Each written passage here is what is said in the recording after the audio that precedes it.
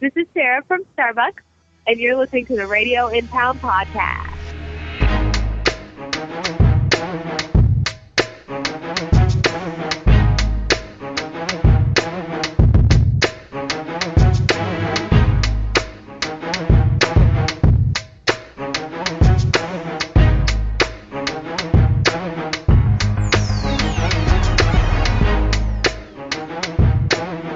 Hey guys, Mike Garrison here of RC News and Neo Buggy. Welcome to another edition of Radio in Town podcast, episode number 111.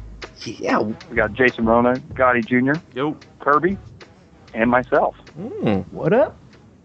Mike Garrison kicking the show off. Job well done. In all honesty, it took us 10 minutes. We had to coach him.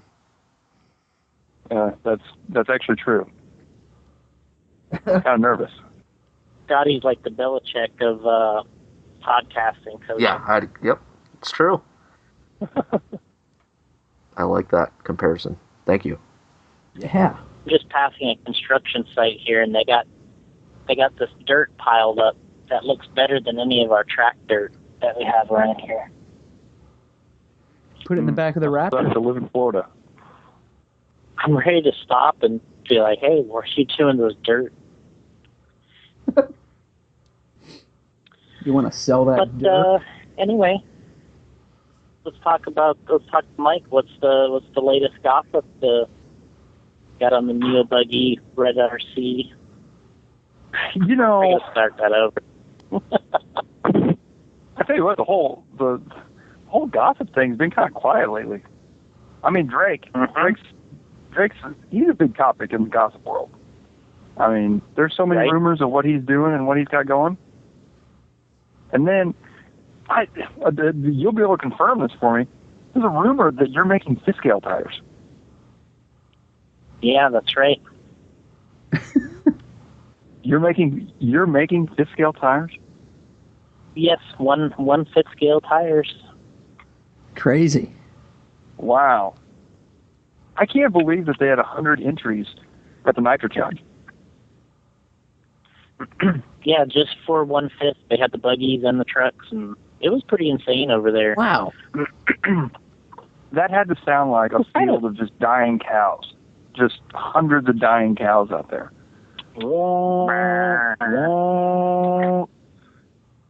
Yeah, it did. You know, it was pretty cool. You know, there's probably only a handful of like kind of hot shoes, like fast guys out there, and the rest of the guys just wanting to have a good time, you know, blast around the track. But you know, I think there's a lot of people watching, and it's pretty interesting. Do you think they were actually watching to watch the cars, or were they watching to see if anybody actually got like mowed down by one of those giant things? Turn marshal. Yeah, do they even have turn marshals? How does that work? Yeah, they got it all. They got turn marshals stand out there and, you know, help around the track, and they're pretty slow. You know, everybody takes it easy, doesn't go too quick with the marshaling. I feel like on the 8-scale track, you got to have like a safety vest or something on, but on the 5th-scale track, like the marshals need like full-blown hockey gear. Body armor. Yeah. Yeah, you look like one of those medieval knights. the creaky, chainmail. Creaky suit on.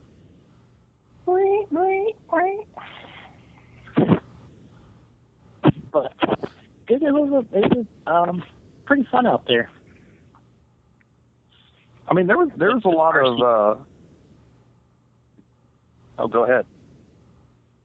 It's like the RC Carnival out there, you know.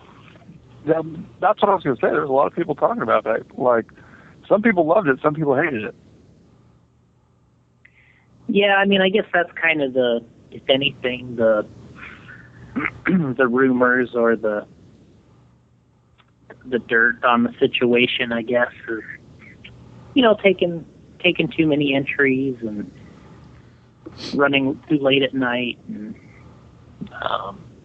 There's some people that were upset, I think. Yeah, I can see that. Gotti, what about Motorama? Has Gotti left the building? Oh, He's really on it, huh? Yeah, he is on it. What do you need to know about Motorama, Mike? I was there I've never along with been. Gotti.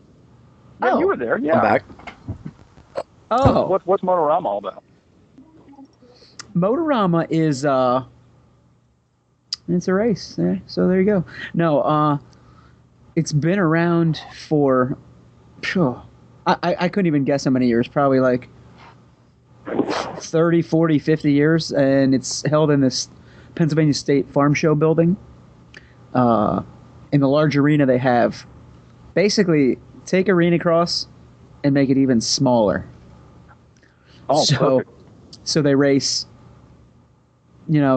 moto, and they smash quads into there too. Wow. That's usually a disaster. But under one roof, now it's not just this large arena. It's it's a building with many wings and extensions on it. So you got the Arena Cross in one building, you got flat track go-karts in another building, Robot Wars, RC Robot Wars in one building, and then you got an 8-skill electric track and a separate 10-skill electric track. Wow. And how many entries Motorama get? And they have another part that has like tuner wars, like hot rods imports. People want to show off their cars, so they got that too. It's quite a to do. Wow. Yeah. I knew it was big, but I didn't realize it was like that big. I knew they did the Arena Cross, but I didn't know about all the rest of it. Yeah. So it's much more than just RC racing. So when you have like hours between your rounds, you can go watch moto or check out cars and bikini contests. Yeah. It's good stuff. Entry wise, I would be guessing, honestly. Gotti, could you even take a stab at that? 300 plus? No? Total combined? Yeah, total. I'd say over 300 Yeah, that's fair. for the two tracks. Yeah. So yeah. So it's kind of the it's like the Nitro Challenge of the East Coast then, except it's electric. Right. It's just like the Nitro Challenge, except it's not Nitro. They used to have Nitro, but Oh, yeah. They used to run Nitro in the same building, and the ventilation just couldn't. you had to wear a gas mask. Yeah, it couldn't keep up. It was nasty in there. No good. No good. Jason, were you ever up at Motorama? Yeah, I've been to Motorama several times, and I was there when they ran Nitro. I was there when they had Nitros too. Then that's why Rona doesn't want to go back, because that was a terrible experience. Did you have your own gas mask? I always had fun on the electric track. Yeah. And but the Nitro track was tough with all the fumes. It was really difficult. Pavitas did an interview with the gas mask on. That was great. I sound like Darth Vader. It was always a fun race, but they had to eliminate the nitro side of it, I think, because of the fumes. But I want to say they do really well with electric over there. Yeah. I mean, I think it's bigger than the 300 entries. I think it's more like 500 plus between the two of them. Oh wow. Yeah. Cool. See, I mean, I'm total guessing. I haven't actually raced for a couple decades, so that was total guess. Yeah, I mean it's a big race in terms of entry. There would have been bigger names had it not coincided with Nitro Challenge, but yeah, what are you gonna do? Yeah, I mean the thing that's different about Motorama and Nitro Challenge is it's the competition level. I mean, even when they're not on the same week, even when they're not on the same weekend, Motorama, I mean, with all due respect to everybody in the modified classes, it's probably only 5 deep in terms of the guys that are really, really at the top of RC. And then at Nitro Challenge, it might be, it might be 40 or 50 deep in the pro class. And then, obviously well documented. Even the expert in the sportsman classes are pretty stacked. So, that's a good point. The competition level there. Go ahead. Oh, I was just going to say, yeah, because Hara was in, the D main or C main at Nitro Challenge? Correct. Wow. Correct. That's crazy. And what makes Nitro Challenge even more difficult is they only have 3 rounds of qualifying, and they use qual points. And you only get pretty much 1 practice run. Well, we only did get 1 practice run this year. They always try to get 2, but they always take entries instead of adding another practice run. So you end up with 1 practice run, and by the time you qualify, you're still a little unsure about the track. So there was only 1 practice run this year? I didn't know that. Yeah, 1 practice run. That's all. Wow. That's all anybody got. Oh, man. It's insane. We talking about practice. I'm getting ready to go to just a local club trophy race this weekend, and I'm dead set. I got to have a full day's practice tomorrow, just to get the hang of that. Wow. We talking about practice. 1 practice run. Hashtag practice. So to me, that makes that race so difficult, because if you're even one of the pros and you get off to a bad start, you're kind of going into, I just want to make the main mode. If you're quite a bit, we're P2, and all of a sudden they're almost in, they're almost in a mode of just trying to make the main. So, that's kind of what went down there. In Florida, there was a race J.R. Mitch went to, one of the 4 Series Nitro races. He won out there. So JR actually, it's normally a 2-day race, and instead of going out there and running on Saturday for qualifying, JR just went out there on a Sunday. He bumped up into the A main and then won the A main. Dang. So he took a 2-day race and made it a 6-hour race. Quite confident. I can't tell you how many times I wish I'd done that. Instead of spending 40 hours at the track qualifying, I wish I had the ability just to go to the track, start in the B main, and work my way up and just call it a day. It makes it a lot more difficult to attack it that way. But if you have the skill like JR, and the experience is kind of the key, you can pull it off.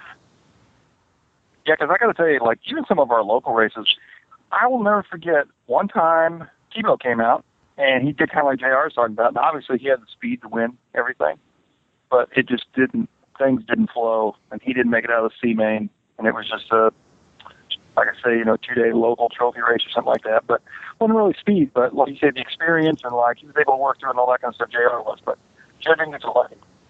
So, a lot of racing going on. Motorama, Dustin Evans cleaned up out there. We're talking about that. Chad Dew won short course. Then Maifield, of course, won Nitro Challenge and Buggy. David Ron Falk won Buggy, and Ty Teston won E-Buggy. And I don't really know who won any of the other classes. Oh, I do know that Matt Olson won the Buggy class in the 5th scale race. And Brian Sullivan won the truck in the 5th scale race. Because I was paying attention to 5th scale now, guys. Boring. Now, Jason, what is the difference between the buggy and the truck? Are they the same car with just a different body on? Pretty much. Yeah. One just has a buggy body and a wing, and the other one just has the big, massive truck body on it. Okay, so there's not like two different vehicles out there that I'm not aware of. Right. Wait, I thought this guy was in the RC industry. Come on now, Mike. I, when it comes to fifth scale, I know nothing. God, he blew this shit out of the water. Hello. All right. Howdy. Okay, we're back online. Yeah. Okay, we got everybody. Sorry about this, but this is what happens when you get a lot of people on here. Hey, not a problem. I'm getting those guys on the phone now.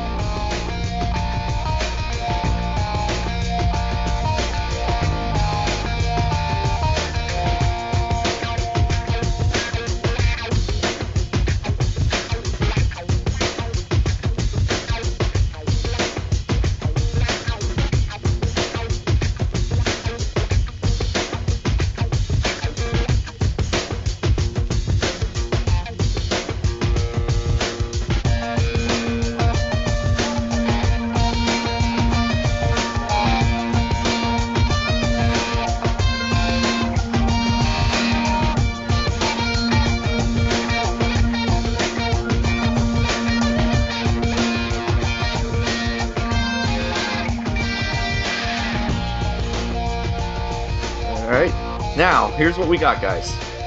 We have Jason Rona here. Say hello, Jason. Hey. We got Kirby Ham. Very, very refresher. And we got Mike Garrison. Hey, guys. We have Ryan Cavalieri, Ryan Maifield, and Jared Tebo. This is going to be a cluster. Yeah. What are that, 6, 7 people? I don't know. I was never good at math. 7. I feel like the You're novice correct. A-main land rush start. That's what's about to happen.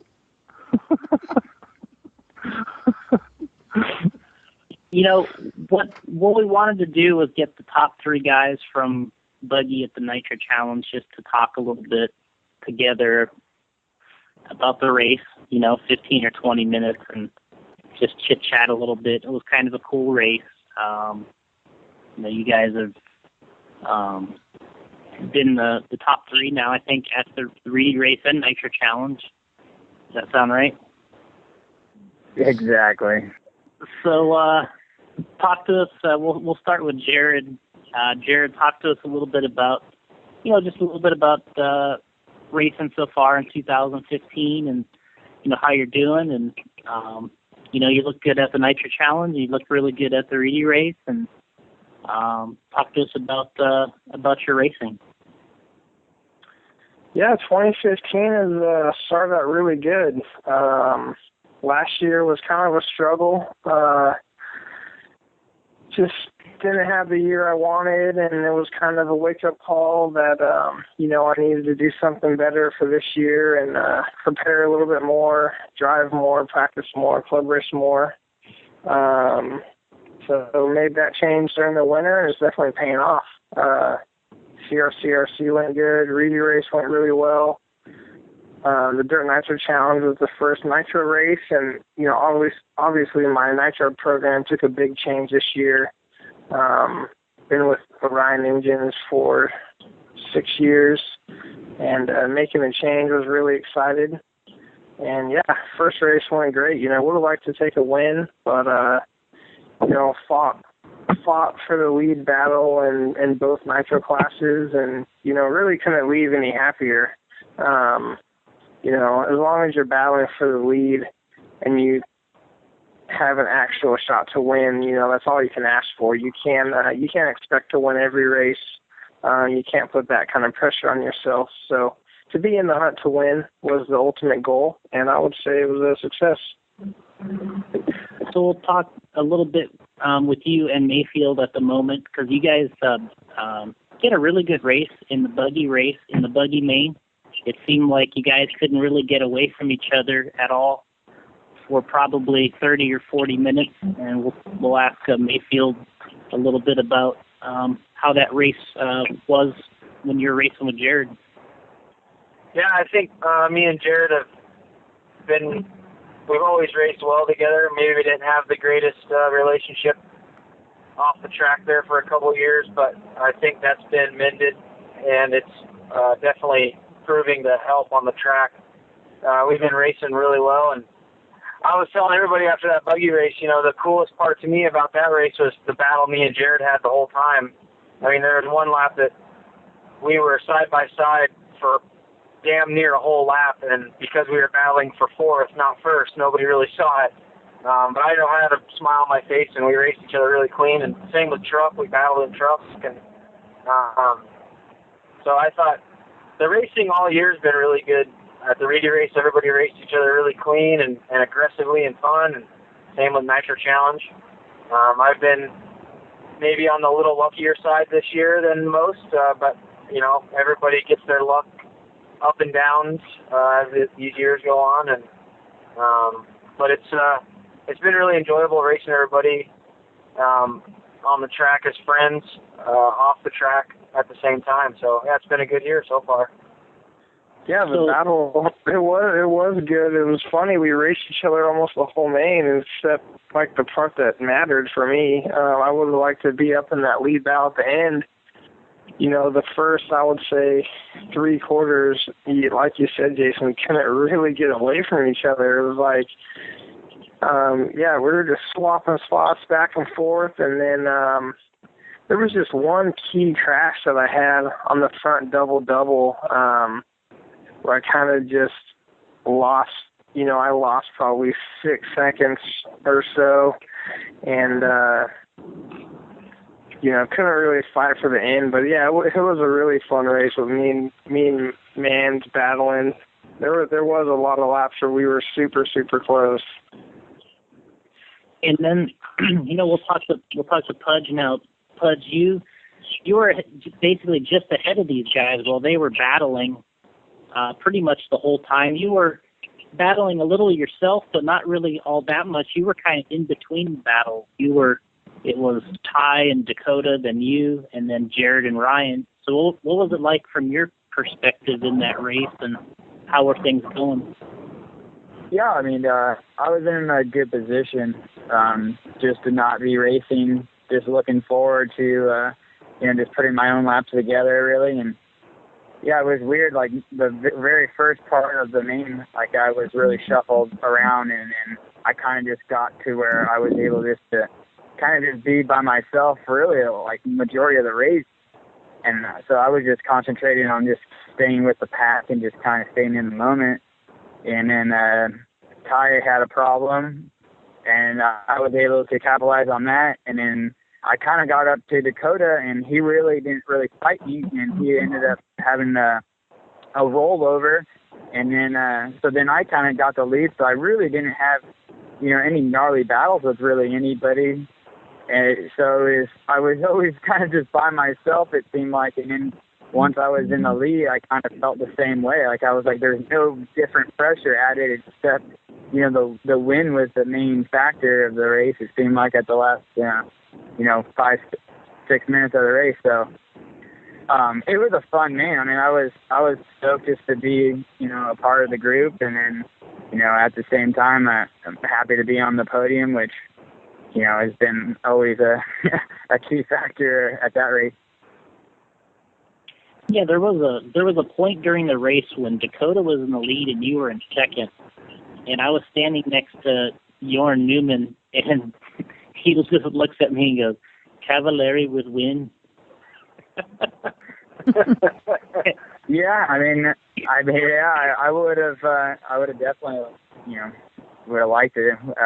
But, I mean, no one said it was set to be, in stone. So, I mean, you still have to work for it, which, when you are, out in front, I mean, I was thinking of what's the best possible situation. And so, at the end of it, Mayfield was able just to kind of cling on. And, really put a bunch of laps together at the end to really, get up to me. I was thinking to myself, I'm like, I really, it's going to be hard to lose the race if I don't do anything stupid, but at the same time, I mean, I had no control of, the wind, and I did my best that I could to, to try to prevent, a crash off that back jump, but it ended up biting me. So, I mean, I'm not really too upset. I'm more, upset that, I almost would have had a victory, but at the end of the day, it's still good to be on the podium. Yeah, Ryan, talk a little bit about being able to pull off that win there in the end. You mentioned to Live RC that you didn't feel really pressured there. You kind of felt in the rhythm, but talk to us what it felt like to kind of finish that race off. Yeah, I mean, obviously, I did feel pressure, but for whatever reason, it's those races, especially the Nitro Challenge, it's all about the first, 20 minutes or something, for whatever reason. And the first 20 minutes of that race was so gnarly, just battling everybody. And, it basically took me 20 minutes to figure out what to do in the whoop section. Like I was talking to Ryan after the race, and at one point I stopped on the short chute before the whoops basically to watch Ryan and Jared and Ty go through that section because I just didn't know what to do. And so to me, all the pressure happened earlier in the event. So when I got to the end and Ty had his problems and Dakota started crashing and I got kind of around Dakota, and I had a couple laps where I was just running on my own and I knew what I had to do. Ryan was in front of me. I knew what I wanted to do. And at one point I was happy with second just because of how gnarly the race had gone. And Ryan had a pretty decent lead. And, I decided to just keep pushing because the wind, was really bad, and it didn't seem to really be affecting me that bad. My car jumped pretty good in the wind. And I noticed Ryan was having some problems on back jumps, and then he ended up having a crash back there. And once I got with him, it was just one of those things like, well, let's just go for it. No worse. You're just going to get second because we had a decent lead on third. And so, but like I said, by the end of the run, it was easier because all the pressure in the main was so gnarly that by the end it was like, all right, let's just go for the win. If not, you get second. It was a good showing. But yeah, like I said, things kind of played out my way at the end, and I was just there to kind of capitalize on a couple opportunities that were presented to me, and it was a fun main, and I was just glad to finish. That's the first major Nitro race that I've been able to finish with the low-C car at the Worlds. It was going really well, and I broke a servo. So to kind of come back to Nitro Challenge and have a good showing, that was important to me. So for Jared, at the end, you got around Dakota. Talk to us about how you got around Dakota there in the end and ended up getting on the podium, which is, you were hoping for there. How did that race kind of finish out there? Yeah, the end, when I kind of lost touch in Mayfield there, I really struggled with the wind too, kind of like what Ryan was saying, just that back jump. It was like, for me, I don't know, it wasn't really the wind blowing my car. It was just like my timing. I don't know if the wind was slowing my car down or not, but I was having a hard time just timing that big triple down good, and I crashed off that a couple times.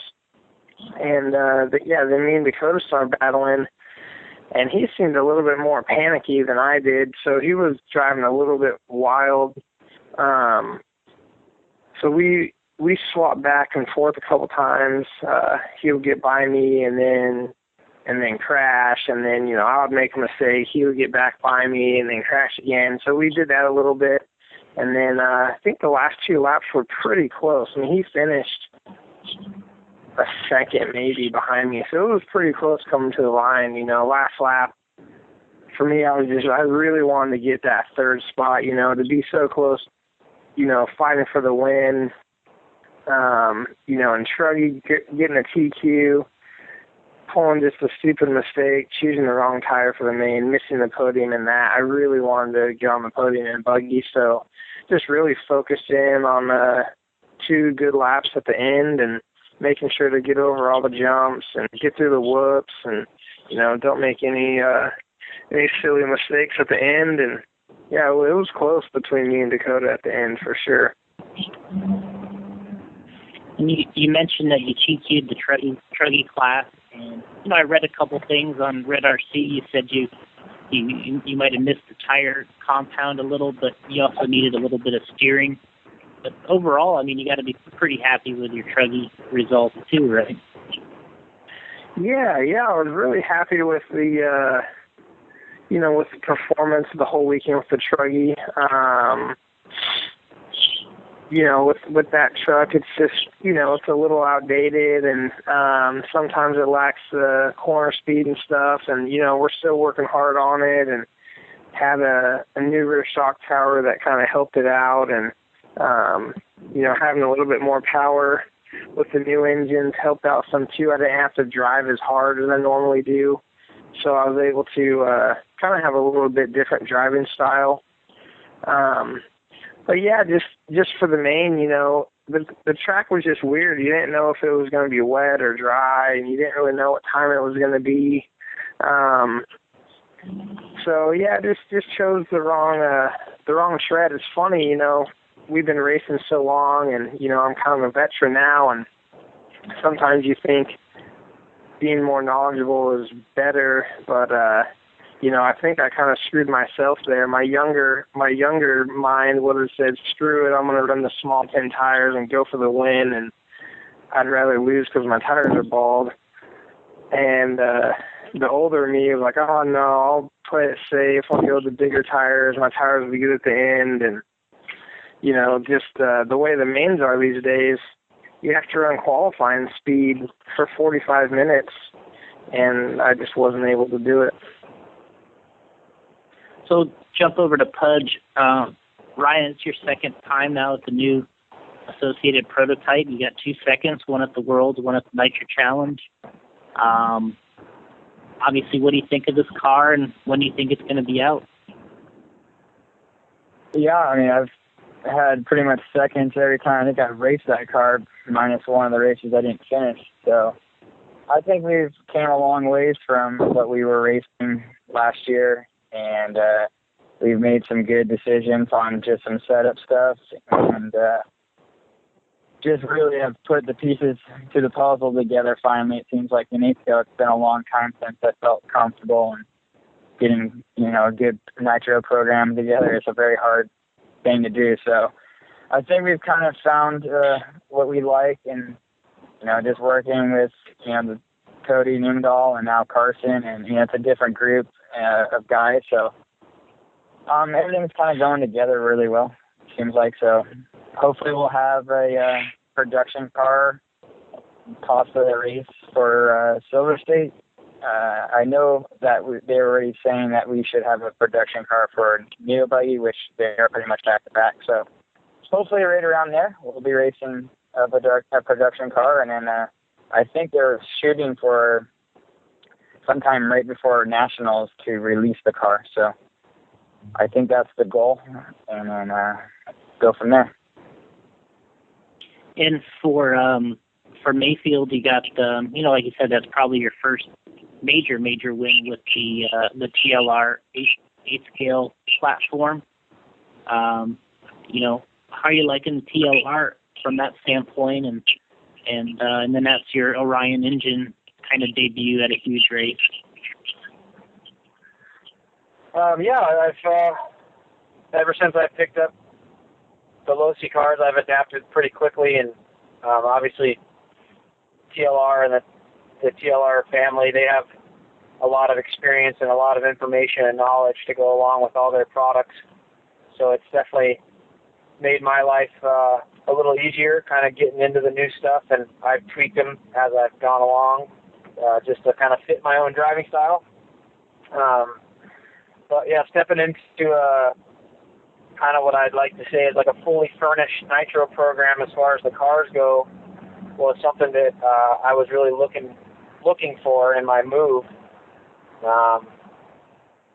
So I'm happy that I can run all three of their A-scale platforms and be competitive. I finished on the podium in all three classes at Nitro Challenge, and that's the first time I've ever ran e-buggy at one of these bigger events, and so just to be competitive in all three classes is really nice, and makes my job a little easier when the cars are so fit and finished out of the box. And to come out with the Orion engines in somewhat of my debut at a big event, to get a win was nice. It was a little rocky getting everything kind of tuned in and sorted out. There's a lot of options for a driver that runs the Orion product line, and just sorting out what I like and how I like to tune it and what pipe and blah, blah, blah was a little bit of a process. But Ryan and Jared ran the engines for a long time, so they left a lot of information on the table that I've kind of learned from.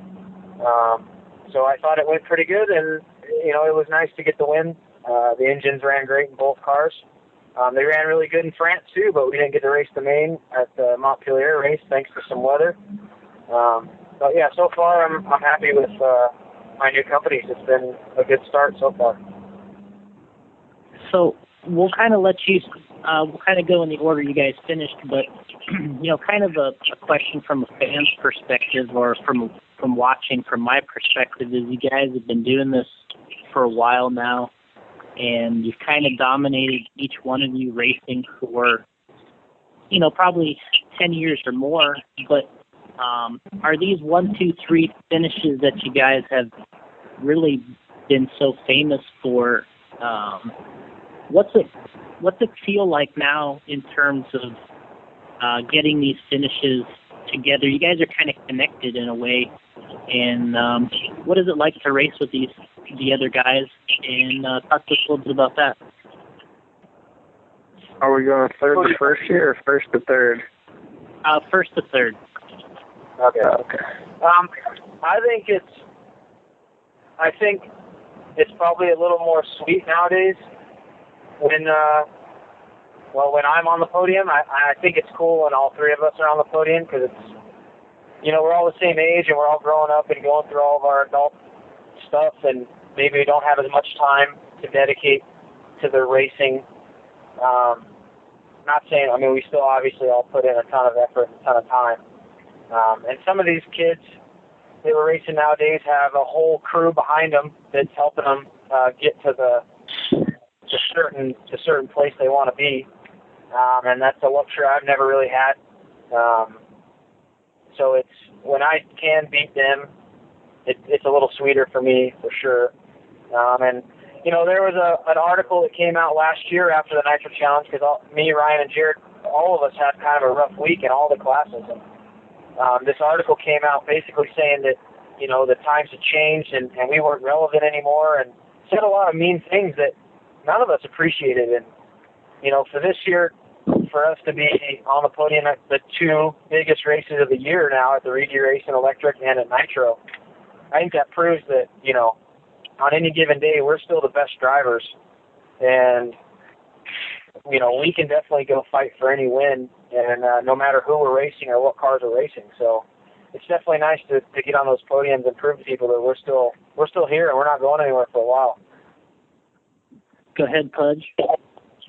Yeah, I think it's kind of funny at the end of the day, really. The last probably 3 or 4 years, there's, different people coming up through the rankings and, showing their faces. But, it's always sweet, I say, when, we're all three kind of there, because, we've been there for, like almost a decade doing the same thing. So I think any sport is hard to be that competitive for that long. So, we're going strong 2015, and I don't see it really changing really anytime soon. So, we're all putting as much effort in as anybody else now. So I think we had to step up our game just a little bit, but, everything's kind of gone well this year. So I would say 2 races and we're all up there. So I'm going to say you're going to see the same thing probably the next few races. So.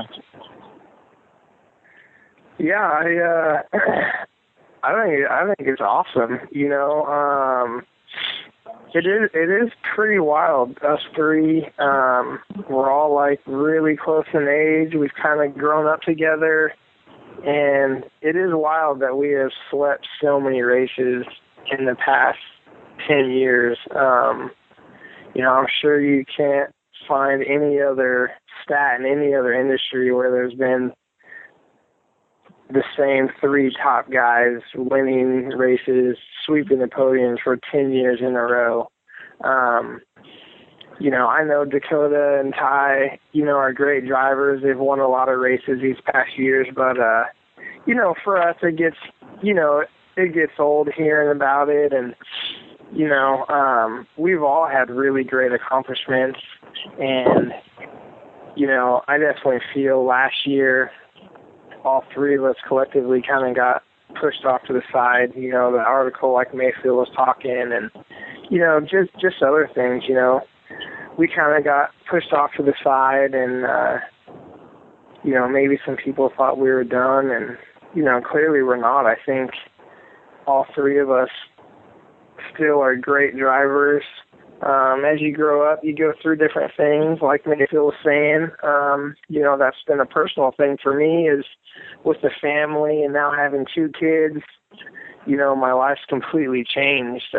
Before I could come home from a race and, sleep in till noon. It's like, now I come home from Dirt Nitro Challenge, I'm completely just toasted. Get home Monday night, it's like, reality check the kids. Megan goes to work. Tuesday, I'm up 5 a.m. feeding my 5-month-old son and taking my daughter to preschool. And, so stuff's definitely changed. And, for all of us, I think we had to change a couple things and rework our schedules and, rework some things, get our heads back together. But it's clear that we're all three here to play this year, and we can still drive our cars. So I think it's awesome. I'd love to sweep some more podiums this year for sure. Well, Mike Garrison's on the line. He's got a couple questions for you guys, and then there's just a couple listener questions, and then you guys are done. But we'll ask Mike what he's got. I got some less complicated things. I just got to know, Jared, tell us about this. Who is J-Lame? Like, we've been seeing a lot of this J-Lame on the old JTPRC stuff. Where'd old J-Lame come from?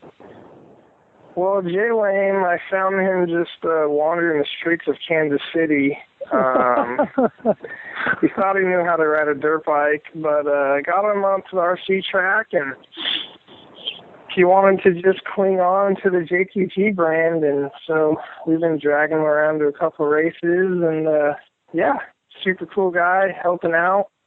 It's all into RC, and it's been pretty cool. We've actually became really good friends, and it's nice. I finally have someone that's a friend and that kind of understands the RC, and I can vent to and express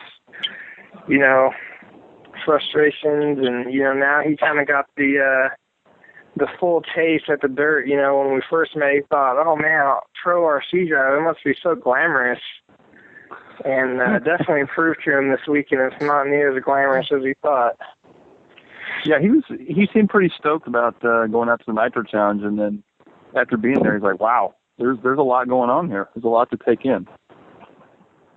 Yeah, we all work really hard. I think that's something that a lot of people don't realize. They think, oh man, pro RC driver, you don't pay for your RC cars. Oh, that's so cool. It must just be so fun. You get to travel.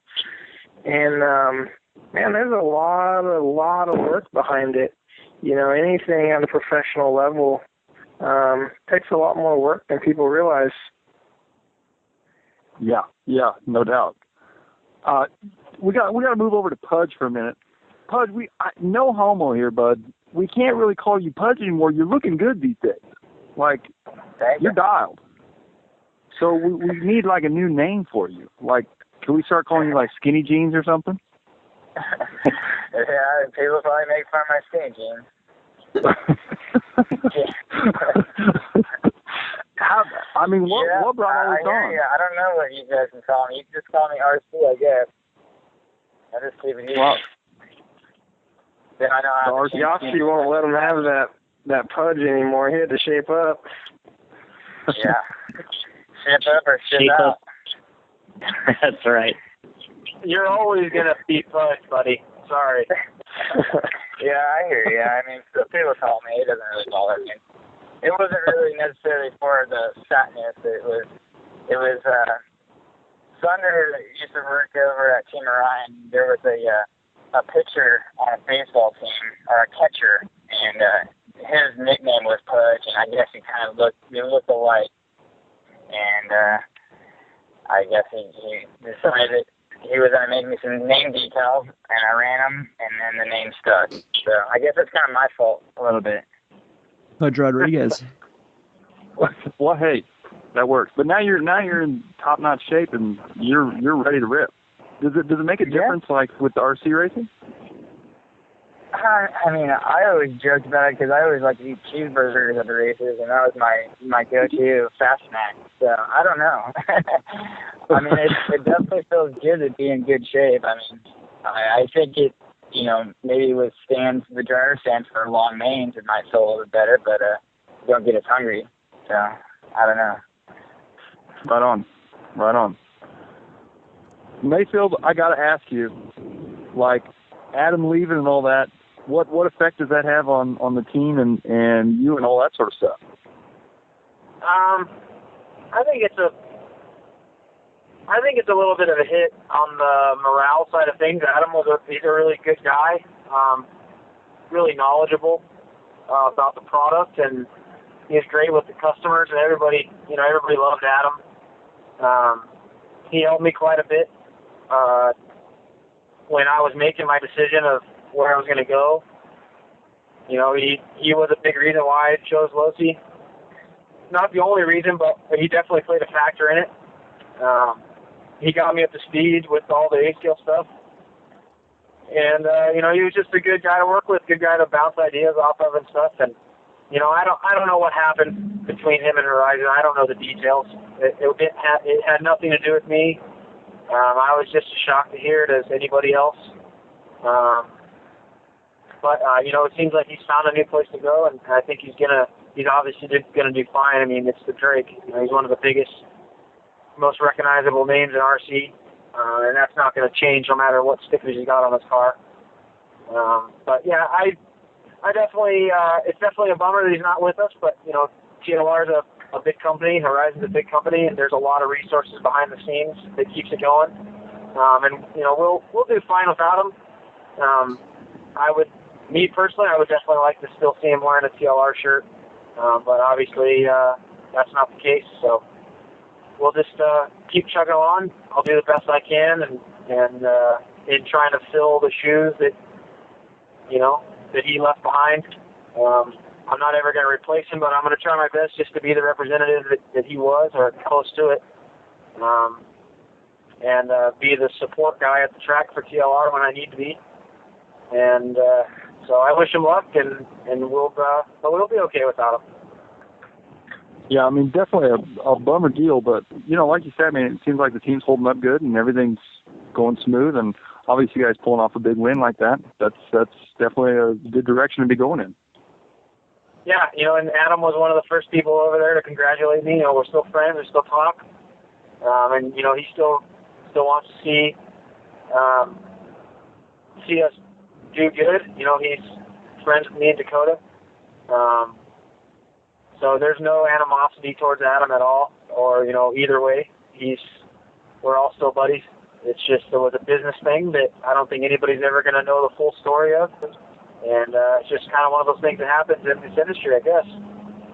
Yeah, definitely. Well, Gotti, you got some Facebook questions for us?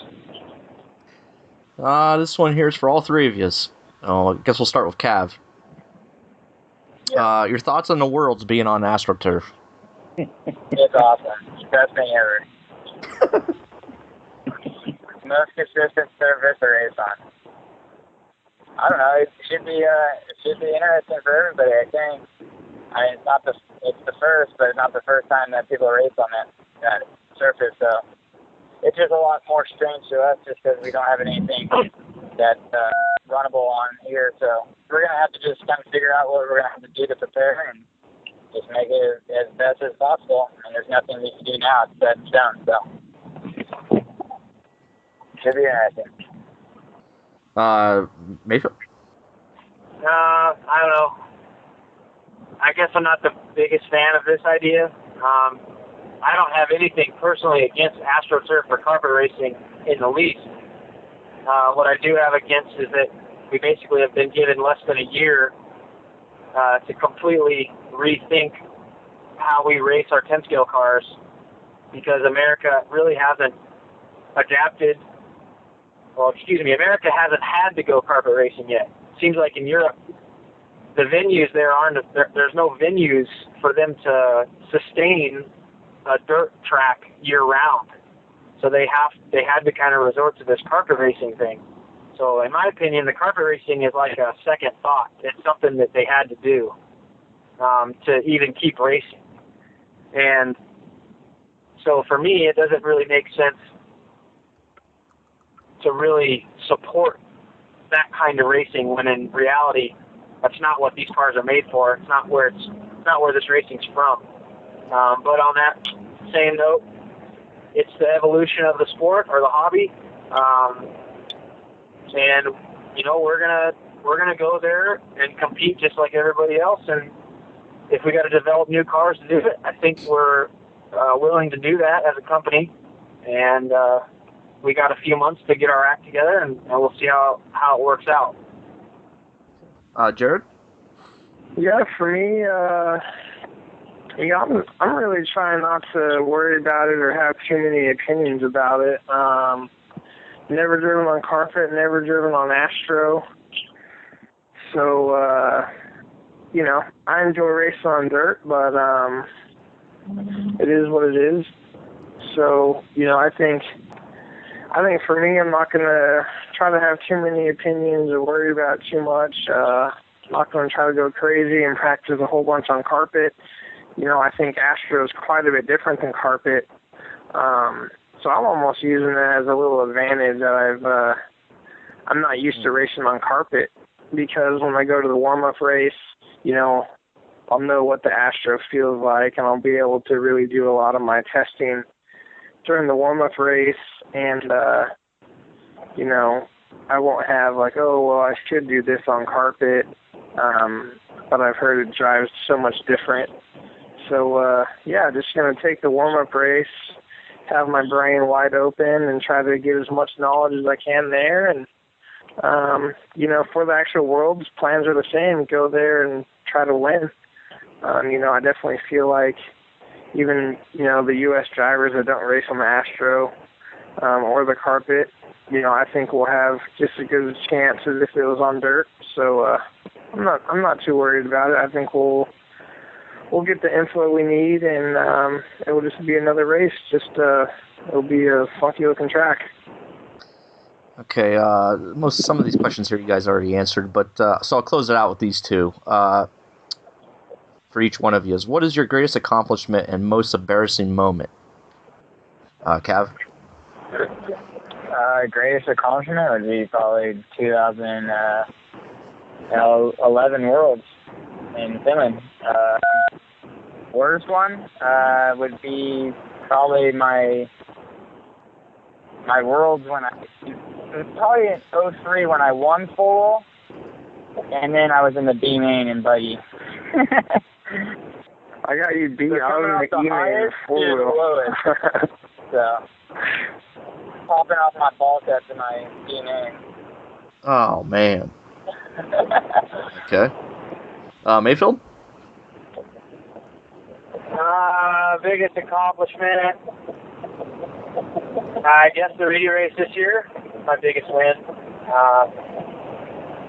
And then most embarrassing, I don't know, there's a lot of those. I don't know, man. I don't know, this year in Truggy, I was pretty sick at the Nitro Challenge, and I didn't know if I was on the clock or not. I ended up cutting the track thinking that I was on the clock, or wasn't on the clock, but I was on the clock. And it was like a complete nightmare, and I felt like a complete idiot. It was my first race out there, so I guess in recent years that's probably a little embarrassing. But yeah, I guess that's not that bad. It takes a lot to embarrass me, and I got pretty thick skin, so. All right, Jared? For me, my biggest accomplishment would be the two-wheel worlds, TQ and Lynn and Chico. Having my family there was really special. Most embarrassing, there was pretty bad winning two-wheel, and then E-main and four-wheel was pretty embarrassing, but I just won two-wheel, so I didn't feel that embarrassed by it. But I would say my most embarrassing was probably last year at Neo Buggy. I won 5 years, and it's like, oh, me and Testman gonna battle it out. Is anyone gonna dethrone me? And I forgot to punch holes in my tires for the main, and my car was like a hovercraft driving around the track, and it was just completely impossible to drive the entire main. And I got just destroyed, so I gave up my Neo Buggy crown with a really stupid mistake with no holes in my tires. So that was pretty embarrassing. All right, last question then. This is for all you guys. When you switch chassis companies, what happens to the old cars? Do you give them away, or do they go up on a wall of fame? Kev? Typically, they are in the garbage, but as of lately, we've been scrapping some of our stuff. Now that it's like aluminum, and it doesn't really wear out that bad. So I've been kind of just putting a little together package for some guys at the track and stuff like that. So been a little bit better with my my product, supporting the others that can't afford it. So. Mayfield? Was the question when you change manufacturers or when you switch? Actually, when you change manufacturers, yeah. Okay.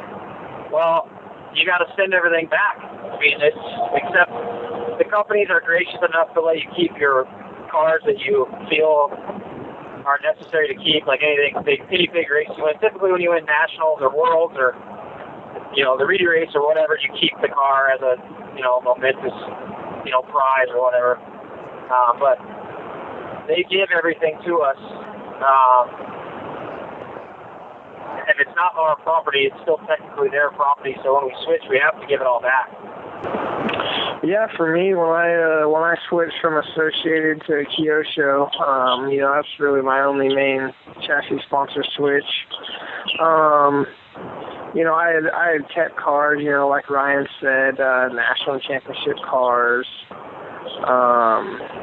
My last year with Associated, I won 2 and 4 of Cactus. I kept those cars. So when it came down to, when I was leaving, I pretty much just shipped everything back. Normally, they won't use a whole bunch of actual, built stuff. Maybe if they have a new team driver or something, they might give them those cars. But ship all the parts back, ship all the cars back, and start fresh. All right. Well, yeah. Like I said, we answered most of these here, so I'm done on my end. Jason, Mike, and Kirby, anything to add? I'm good. Okay. Yeah, I think we got it. Yeah, great interview. Definitely, Lots of great answers. Definitely appreciate you guys coming on, and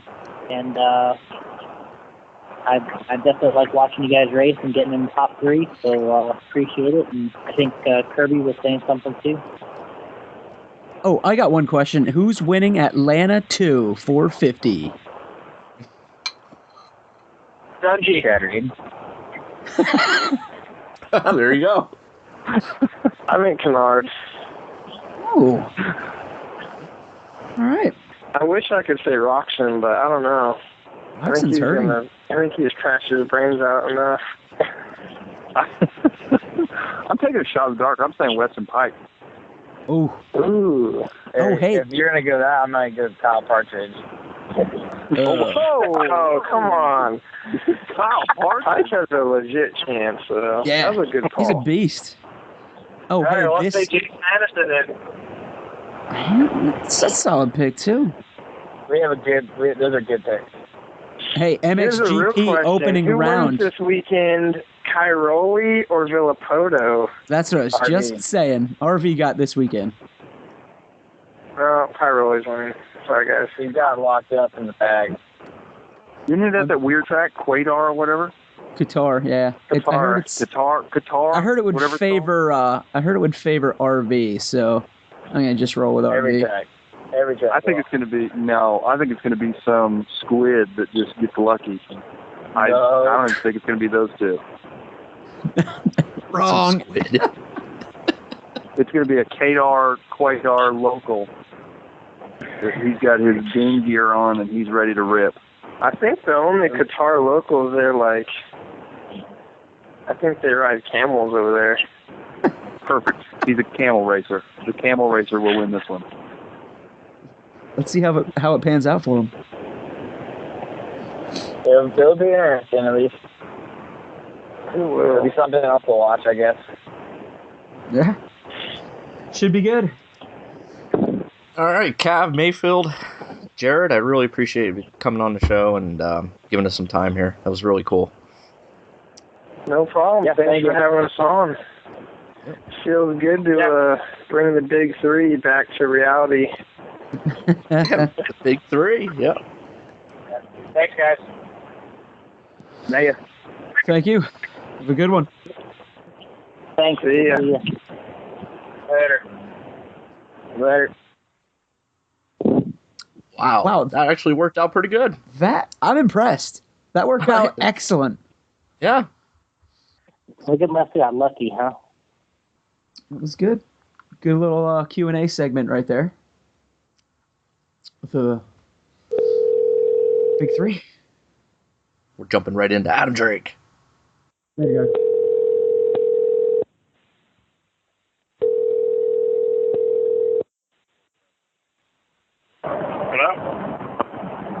There he is, Adam Drake. What's up, Adam? Not much. What's happening? I'm sorry, bro. We ran a little late, but here we are. Not a big deal. All right, so I got Jason Rona with me here. What's happening, Jason? How you doing, Adam? I'm doing all right. Adam's going through a car wash right now. I'm actually. Is it sound loud? A little bit. Is that better?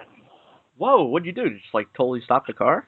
No, it was through my, Bluetooth deal, answer thing. Now I'm just holding the phone. Oh. My dog, okay. Now my dog's barking because I have food. So what are you guys up to? Just getting caught up, getting the podcast stuff going, and everyone keeps asking to talk to Adam, right, Gotti? I guess Gotti's there. I think we lost him. No, I'm here. I'm sorry about that. I had to get rid of my dog. This show's crazy. Did you permanently get rid of him or just temporary? I'm trying to eat dinner here. And he goes nuts. Yeah. Thanks for coming on, Adam. Yeah, glad to be on. Still recovering a little bit from the Nitro Challenge last week, but glad you guys could have me on. So who are you with now, Adam? That's the big question. Right now I'm just driving by myself.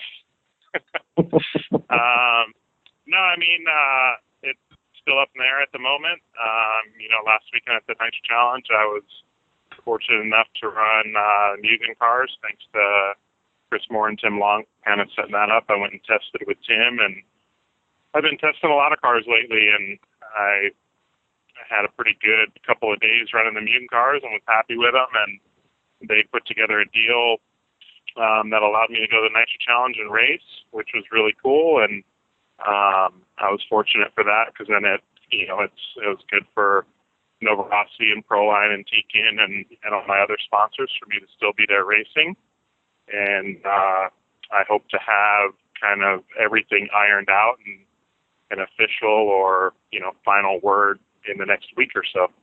So the ink is not dry yet? No, not yet.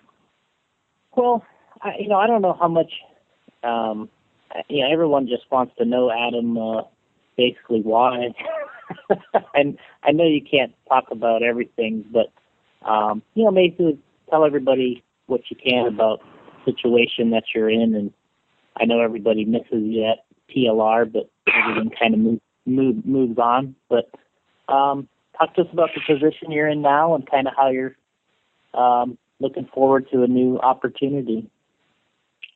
Yeah, I'm sure most people know I was with TLR for a long time, a little over 20 years as a racer and a little over 14 as an employee. And, they had a bit of a restructure in the department that I was in, and so I've kind of moved on. And over the last month or so, I've been talking with a couple different companies and testing a few different cars. And I went to Germany for the toy fair and was able to talk to a number of people there as well. And just kind of trying to get everything set up and lined up for the future and make the best decision and, be with a company that I trust and believe in the cars and also the people, so that hopefully this can be, the next 20-year chapter of my life. So that's what I've been working on. A lot of people, the way things kind of shook down there, there's obviously been a little bit of like a mini earthquake with the whole thing. Maybe a Southern California earthquake, and you have a big following with that program and TLR, and I guess a lot of your friends or former teammates have, they've honestly moved on as well to other vehicles, kind of showing their support for you. What does that really say to you, and what do you think it says about what you kind of put in there with TLR? It's been obviously kind of a emotional roller coaster, just from so many different angles. But the outpouring of support from friends, former teammates, has truly been unbelievable. It's I guess in a sense a little bit just strange or kind of sad, at Nitro Challenge to see the TLR pits or kind of, my ex-teammates or kind of the team that I guess helped put together be scaled back quite a bit. You never wish anything bad upon anyone or want to see anything like that happen. But the flip side of that, to again have people that have been so supportive and just there for me through this time has been awesome. Again, don't wish anything bad upon the guys there, and still have a lot of really close and good friends at TLR and Horizon. Very thankful for the great years that I had there with them. But, looking forward to moving on and kind of starting the next chapter. The chapter you were in, I guess, was a lot about racing and your performance and being able to be kind of the main guy in 1/8 scale. You won several Roar national titles and, maybe 1 million JBRLs. I don't know how many it is, and everything else. But, what's this chapter you think going to kind of look like for you in terms of, are you going to feel like more of a racer, maybe a representative? What do you think it's going to feel more like? I mean, time will tell, but I mean, I think all along, with my time at TLR my focus was, there was a lot of my focus towards racing, but all along it was kind of the long-term future, and not just my own racing. It was trying to make other guys on the team better and to bring in young up-and-coming talent and to try to help guys just live up to their true potential. And for me, I was still very fortunate to win a lot of races, even with, kind of having a lot of my plate and full-time job, even though it was, in the industry. It wasn't like my job was just to go race. So I've been really fortunate. And like I said, with, 15, 20 years ago, I could have kind of gone the path and just said, hey, I want to be pro racer. And that's never been the case for me. I want to be able to help with development. I want to be able to help with marketing, bringing in new talent and just helping guys do the best that they can do for whatever brand it is that I end up with. So I think my role will be very similar moving forward. I'm obviously older than a lot of the guys that I race and battle with on a regular basis, and I do understand that there will come a time and a point where my racing slows down and I have to focus more on the business side. But I think for quite a few years, my focus has been more on the business than my personal goals or racing. And I think that's kind of shown through all this with kind of the following that I've had. I think if I was just worried about my racing and my results, guys wouldn't kind of follow me wherever I go, or be willing to switch teams because I'm no longer with a particular team. So, I mean, for you to, how much time did you actually have? I mean, kind of jumping around a little bit, but how much time did you actually have driving the Mugen cars prior to Nitro Challenge? I mean, obviously it's got to be really tough for you to get out and drive another car, because in Southern California, I mean, you're never alone out there. How much did you get to run, and how did you pull it off? Yeah, I mean, in the first few weeks after everything happened, where I was no longer with Horizon, I didn't do a ton of running just because I went to Nuremberg and trying to get other stuff situated as far as health insurance and things like that. But I do have a friend, Chuck, who's got a private track at his house, so I was able to go run a little bit there. And I didn't actually run the Mugen stuff there. I was primarily testing some engine stuff and testing a couple radios and things like that.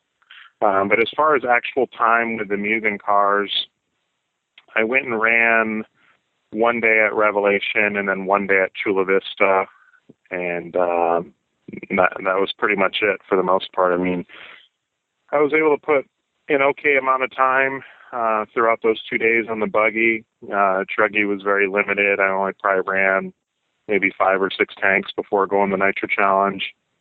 And then the electric car, I went to Proline the Sunday before Nitro Challenge and ran 2 battery packs just to make sure the clutch system that I put on it held up. And my main focus wasn't, hey, I need to land a ride before Nitro Challenge. I hope to be able to have something to run at Nitro Challenge, and my original plan was I was just going to go to Nitro Challenge and race TLR vehicles. But as it got closer, I just thought that would kind of send some strange and weird messages and just create even more questions for people. So leading up to the race, about a week out, I pretty much had decided I was just going to go to the race and, help tune engines and help support Proline in any way that I could. And the Wednesday before, we went to Chula Vista, tested with a Mugen car. It went really good, and that's when Chris and Tim talked to me and said, how about we just go there and race it, see how it goes. And at first I was a little leery just because I'm super, super huge on preparation, and everything kind of came together last minute. We were just throwing it together. But at the end of the day, the longer I stayed away from the track, the more difficult it was going to be, for that, I guess, first race back. So, we went ahead and did it, and, would have been nice to do it at a smaller race, but on the other hand, it was kind of cool, to basically go to the biggest race of the year, being that it's a non-worlds year, and go get my feet wet and race with everyone. How do you think it went for you? I mean, I think you had some really good runs, and how do you think it went, and how do you analyze the situation? I mean, overall, I think it was good. It's obviously I don't have a lot of experience with the cars, and I wasn't prepared as much as I would have liked to have been, even on like the engine side, just because, again, wasn't really planning on running the race leading up to it. So my engines were a little newer than I would normally go to a race like that. But overall, I think it was good. I mean, I like you said, I had some pretty good runs, and I had some other just kind of okay runs, but with the level of competition that's at that race and the limited time that I had, I think it went good. It's, I didn't have really a whole lot of expectations or goals for the race. I was just really happy to be able to be there and race and, kind of experience another Nitro Challenge. You went in and, you ended up, we talked a little bit there after the mains, and you were telling the stories about how you got how everything kind of came together at the end with your decals and getting the wraps on your bodies, and you got your truggy decorated. And talk to us a little bit about your kind of all your sponsors coming through there for you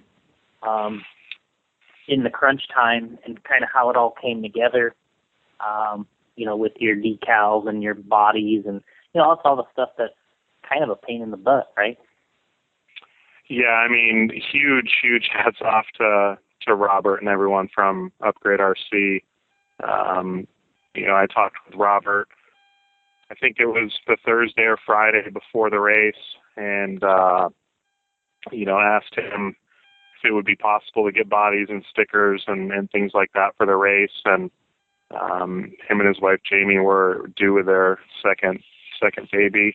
It actually passed due, and they had scheduled to induce labor the Monday, so basically the day before I left for Nitro Challenge. And so they were planning and preparing for that, and Robert, basically just said, I'll see what I can do, but I can't promise you anything. And I reached out to Mugen and Proline and had them send some bodies, and the bodies actually didn't arrive, or they were scheduled to be delivered that Friday. And for some reason, I don't know if they went home at Upgrade early or what, but the packages from both Mugen and Proline didn't make it that day, so they didn't arrive till Monday. But fortunately, Robert had 2 Mugen bodies at the shop, and he went in on Sunday and printed the bodies, printed the decals, went home Sunday night, painted the bodies, and I had Mike Trury meet Robert at his house, and then on Monday, on Mike's way out to the race, I met up with Mike, and I finished kind of trimming and stickering the bodies and stuff like that. And actually on Tuesday at Nitro Challenge, I I got a truck body from Tim Long that he brought with him, and Robert didn't have die lines for a truck body, but he had printed a couple extra buggy skins, and I kind of modified the buggy skins to fit on the truck body, and went to Quick's RC and bought some paint, and finished them up with a little bit of paint, and then Robert, when he sent some stuff for Ty and a couple of the other guys, he got me a couple T-shirts, and so when it was all said and done, it was a mad thrash, and I didn't feel very prepared, but they made it happen and made me look really professional and good for the week. So again, hats off to them, and like you said, it's they definitely came through in a crunch, and very appreciative for that.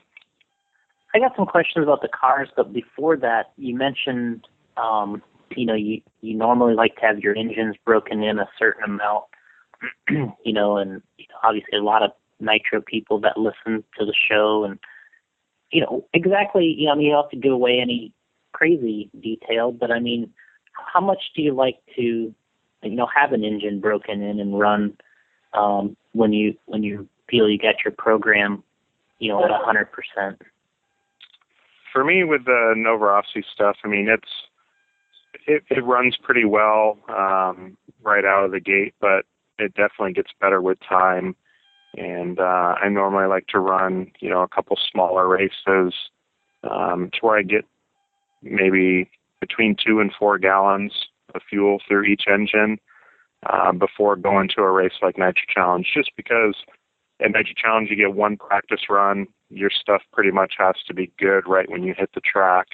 If I was going to a race where we had more practice, having an engine that only had 1 to 2 gallons on it would be fine, because by the end of the week it would be, pretty much perfect.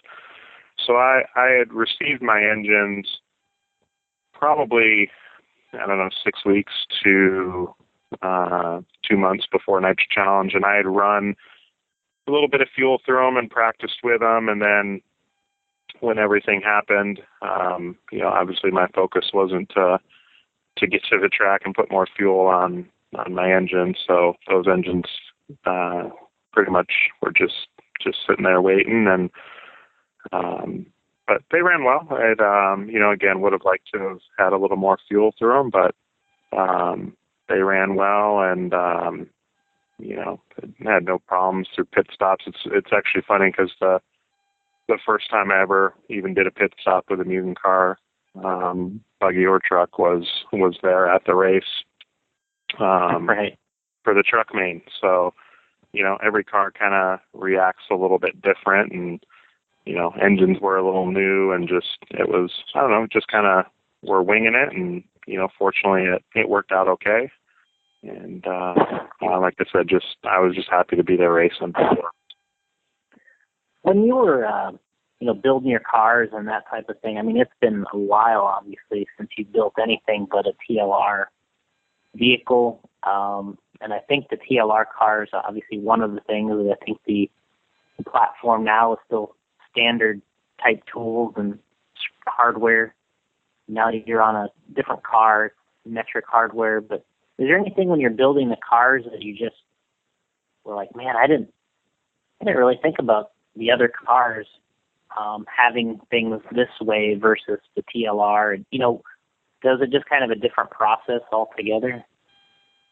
Yeah, I mean, it was definitely a little weird having to, I guess, kind of glance at a manual every now and then to see how something went together when you've, had so much time with other vehicles and know the ins and outs of them.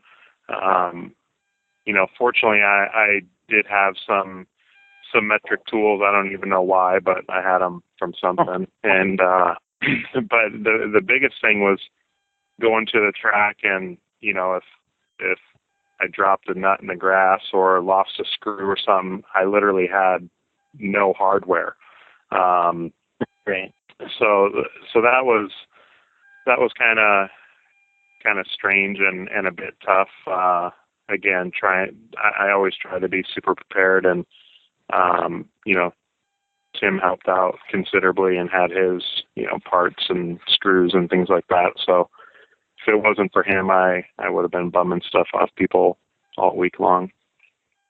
So, running the different cars, I mean, obviously the whole thing's probably not over yet for you. I mean, there might be, more changes. I don't know. What do you kind of anticipate, for the rest of the year, and what races do you think we'll be able to see you at? And obviously you had a really big kind of a regional race schedule before, and where are people going to be able to see you this year? Yeah, I mean, I plan to have a very similar schedule to what I've had in the past. I think, attending a large number of the regional races is really helpful for the brand. And, it's always a good place to be able to kind of feel out and see what your customers' wants and needs are. So I plan to, continue to hit all the major races just like I would in the past, as well as, a large amount of regional races. I'm actually going next week to the Icebreaker race in just outside of Dallas, Texas. And, I think, again, it's very valuable for Nova Rossi and Proline and, whoever the car company, and just in general to attend a lot of races. And, at least at this point, that's my plan for the future as well. And we had a question come in from Shane. He asked, what car will you be running in Texas next week? I'll be running a Mugen car in Texas as well. I mean, what else I got here? Drake, wheel nuts, what happened? I want to know that as well. I actually did kind of figure out the problem, or I guess what happened. I don't know why it chose to happen at that point, but I was running Proline captured wheel nuts on the Mugen car, and the Mugen axle or wheel hex is slightly longer or has a few more threads than some of the other cars on the market. And then the Proline wheel nut, because it's captured, it's not quite as deep, or doesn't allow the axle to screw quite as deep as some of the other wheel nuts on the market. So the wheel nut did still dig into the wheel. The knurls, dug into the wheel, but I guess it was basically at about the same time that the wheel hex bottomed out into the axle. And just from, I guess, the speed or the load on the wheel, 10 minutes into a run, the wheel nuts came loose. So yeah, we fixed that problem. We ran the Legends main, just put Mugen wheel nuts on, and had no problems. It was just kind of strange because on all three of my cars, I ran the same, Mugen wheel hexes and Proline wheel nuts, and never had a problem.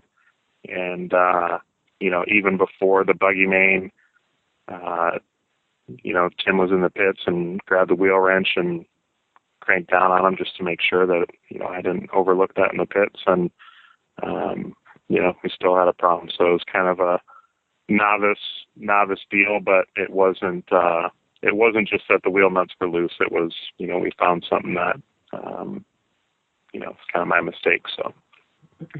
And before that happened, you were in the bump position, right? Or you were right in it. Yeah, I led early in the race, and got together with a couple guys, fell back, and then had gotten back into the lead, and was leading at that point when the first wheel fell off. And with it being kind of a shorter race, you're pretty much out of it at that point. But I wanted to stay out there and run, and so they put the wheel back on, sent me out, and then another wheel fell off on the same side, but it was the rear one instead of the front one. And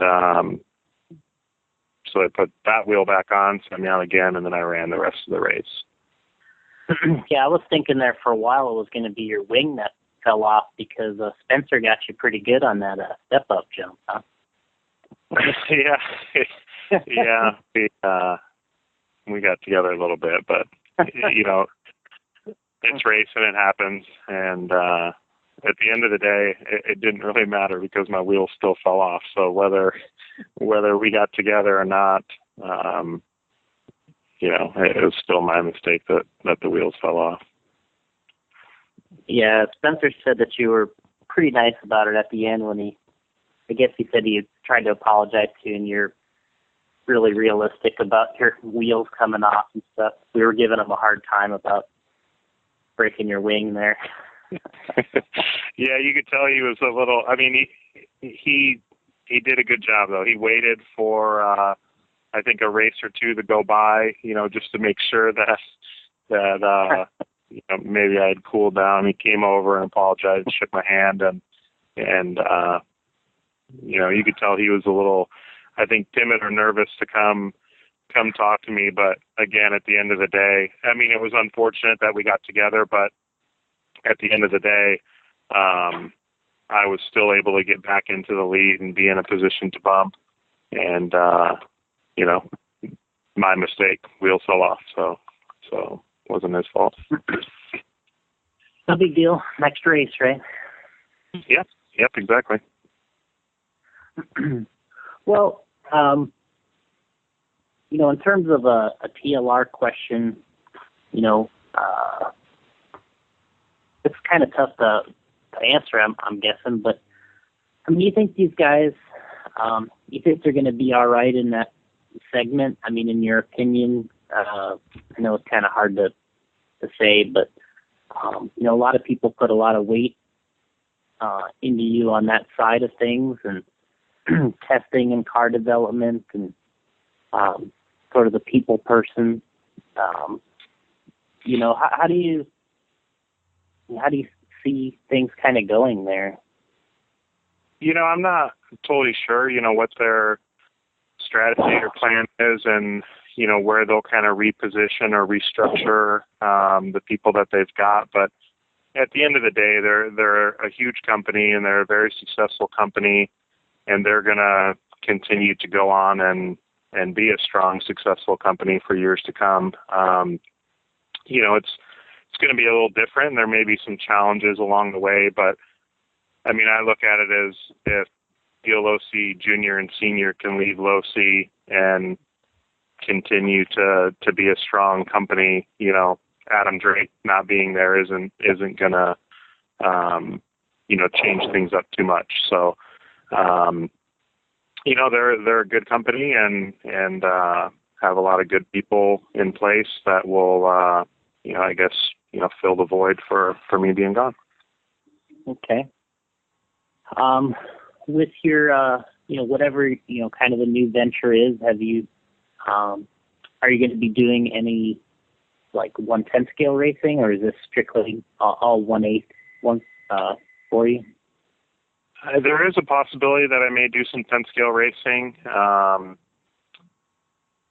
At this point, that's not huge on my priority list. I think with the schedule that I've had in the past,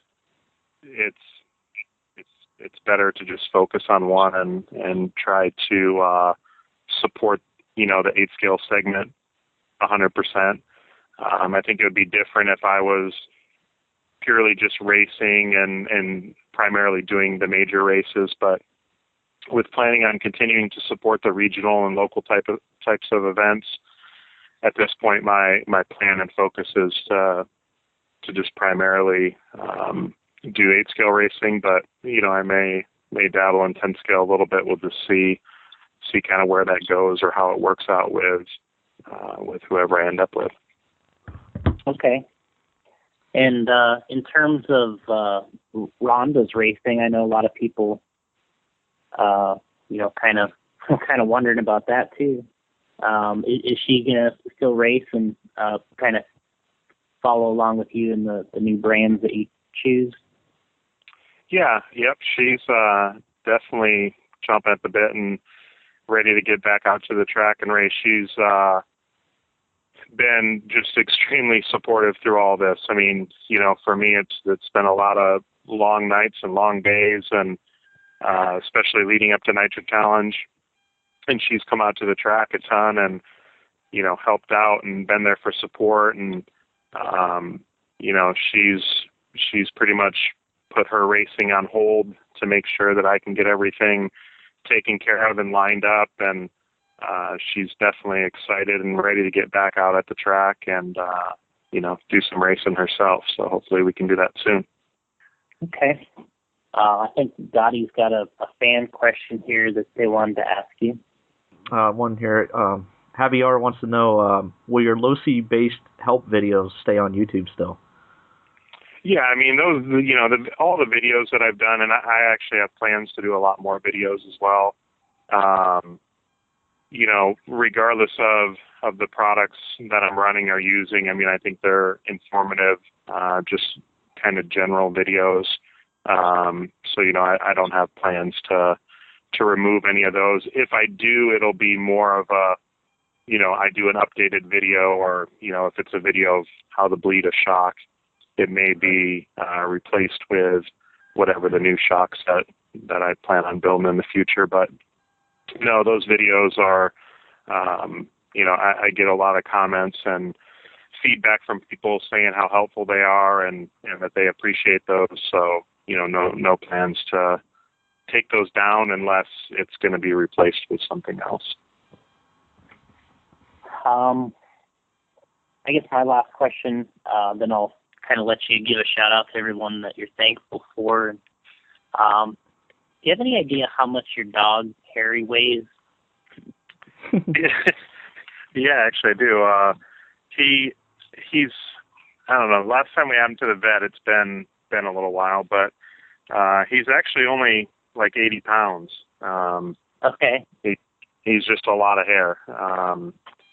Rhonda was actually a little bit bummed when we took him to the vet because she was all excited. He's got to be over 100 pounds now, and it was like 82 pounds, and she's like, "Are you kidding me? Like that's all he weighs?" That's all he weighs. Just a baby. Yeah, but when you actually wash him, he's pretty skinny, but his hair is really fluffy, and he looks a lot bigger than what he actually is. Well, I took my dog to the vet last week, and he clocked in at 9.7 months. Yeah, we could put a saddle on Harry, and he could ride him around. Well, I'm sure that once everything kind of shakes down, I'm sure Gotti would definitely like to get you back on the show, but do you want to give a shout out to all your sponsors and friends? And yeah, absolutely. I guess first and foremost, Novarossi, Proline, High Tech, Lunsford, Upgrade, Competition Heat, all those guys has been a crazy time. Tekin as well. For being there and basically understanding and letting me kind of work through what I need to work through to kind of move on and get to the next chapter. And obviously Mugen for supporting me and helping me for the Nitro Challenge, as well as Tim Long. And then just all my friends and close family and most importantly of all Rhonda. This has been a crazy time and emotional in so many different ways, and she's definitely been there for me every step of the way and super supportive and basically just to let me know that hey, we're in no hurry. Let's take our time and make sure we make the right decision, and if we have to make some changes in our life or lifestyle, that's fine as long as we have each other. So huge shout out to her, and that's pretty much it. And Drake will do anything to keep Rhonda happy, and to prove it, there's a Christmas photo out there of Drake dressed as a tree. Yeah, I've dressed as a tree. We have a pink Christmas tree every year. She enters me in the ugly sweater contest.